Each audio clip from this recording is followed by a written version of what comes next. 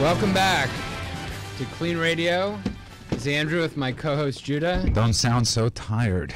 Yeah, I had a long night last night. Why is that? Because your wife is a sober comic? She's a sober stand-up comic, and she had me out till 1:30 in the morning at a comedy show in the middle of nowhere. And she's sitting in the studio with us, and she does get a little, I don't know why, you should be totally comfortable with this thing in front of you. Microphone. Wow. And I don't know where. Can you just deliver my order? bring me the check.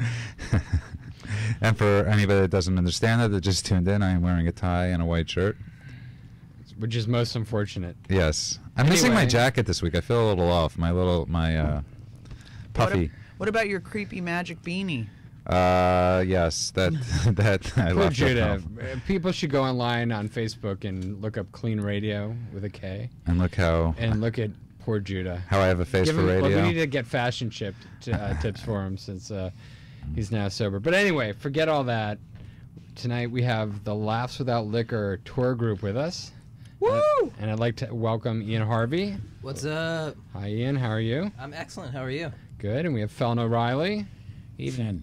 Good evening. I like that. He's like, good evening.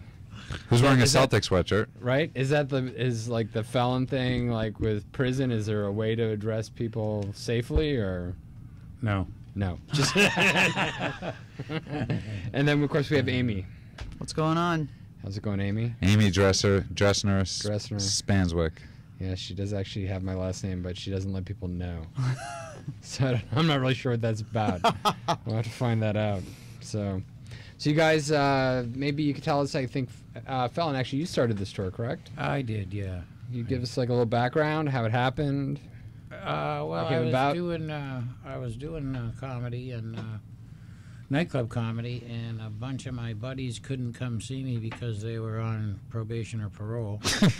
Right? And, no, I'm serious. Right. And so they kept saying, when are you going to do a gig that we can come to? So I rented the Comedy Connection in Portland, Maine, and shut the bar down and did a Laughs Without Liquor, and that was the first one. Wow. And then it was just yourself? Yeah. I think Ian did the first one with me. Yeah, I think I did, yeah. Yeah. It was me and Ian, I think. And I think George Ham did a guest spot, too. But I think he was still drinking. No, he wasn't drinking. What, not at that time? No, he wasn't drinking, but he might as well have been. Yeah, pretty much. Pretty much. He was Laughs with Liquor. So you two have known each other for a while? Yeah, about 8 or 9 years now, yeah. Right. And they call you Felon because? 73 arrests, 7 incarcerations. Wow. 70 incarcerations? No, 7. Oh, I was like 70. That's 73 arrests. So like their record is how many pretty states good. was that in? I'm sorry? How many states? Well, mostly all in Massachusetts. Wow. When was the last one? Massachusetts. I had a federal bid in between then. I was indicted as an armed career criminal in 1990. So Felon, isn't there somewhere we can't go because you have... Canada, I can't. Yeah, we can't tour Canada. You can't go to Canada? No. Which, you know, it has its good points and bad points. Why not Canada, though? Well, I mean, why would you want to go there, first of all? Well, that's a whole other story. It's filled with Canadians. That's, but why is that the one place that, you know? Well, they won't let you in if you have a felony conviction or if you've had operating under the influence in the past 7 years. I was actually there recently, and I got detained at the border for about an hour on my way in. And I've never had such a hard... I had an easier time getting into Israel than I did getting into Canada. But and then coming back through? When you get to the U.S. side? I got the full body scan. I had to go in. I was just up there at the... Really? I was just up at Fort Kent, Maine at the biathlon, the World Cup biathlon. Mm-hmm. And all the U.S. side does is they say, are you a U.S. citizen? They just ask you that. They don't ask you for your ID. No, they say, are you a U.S. citizen? And I said, we. And they said, okay, come on. So, Felon, of these 72 arrests, 73, what was it? 70? Yeah, but only 40 were felonies. So only 40. Not as bad as it sounds. Hence the nickname and not misdemeanor. Because it had been reversed, it would have been misdemeanor. Were most of them related to drugs and alcohol, or? Somewhere.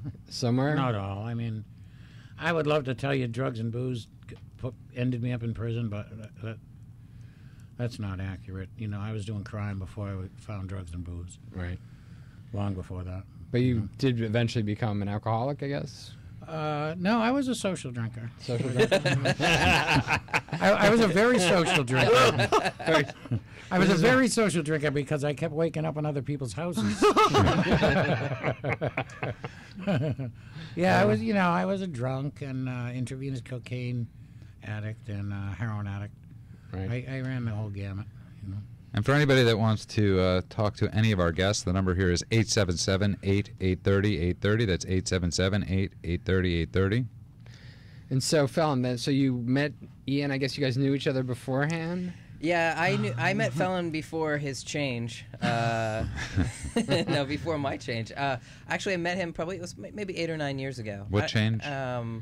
We'll get to that in a minute there, friend.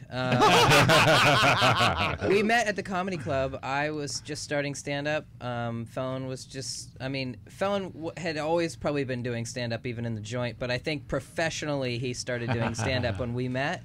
And we started chit-chatting and kind of realized that we were both in recovery. We had some recovery humor in our sets, and that's why he asked me to do Laughs Without Liquor. And really strangely, we became friends because Felon always okay, so a little bit of my backstory, just real quick. I was born a girl. I'm transgender, and Felon and I always joke about how, I don't know if you probably already knew that. I just found that out. Oh, Hey you now, seriously? how Yeah. you doing? It's good to see that. I thought you might have been talking about the change in your life. I didn't realize No, the I was change you talking meant. about the It's change. good to see that Judah reads the promos on our Facebook page. I like to come in cold and find out about our guests when and they're have it in be here. fresh. When you first get I- sober, they tell you that you have to change everything, and Ian took it just a little bit further. Right. He Yeah. did not listen to No Major Changes in your first year. Yeah. You sort of. So Felon and I met, I had triple D's, and Felon's a dog. He's a dog,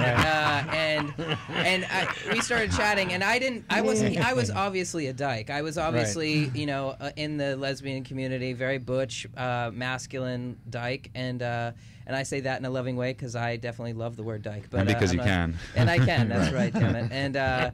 And so we hit it off, and it was funny because we started laughing, we're such an unlikely pair of friends. He's a convict, felon, and we, on any other sort of plane, we would never be friends, but for recovery. And we kind of hit it off and started talking. We've been to meetings together, or we're going to meetings together, and did Laughs Without Liquor together, and it was like this weird bond, and what really the glue was recovery. And his laugh, he said, we both said the same thing to each other. He said, do you think I got out of prison and thought, what I need in my life is a tranny? Yeah, I need a tranny in my life. And I was like, you think I am thinking, I need a convict in my life? But it works, and we've become really good friends. I think you got the better deal. That I did? No, he did. Oh, that he did? Oh, he did. I'd much rather have a tranny than the felon. Right? I don't know. I've learned some stuff Right? that's come in handy. I've learned.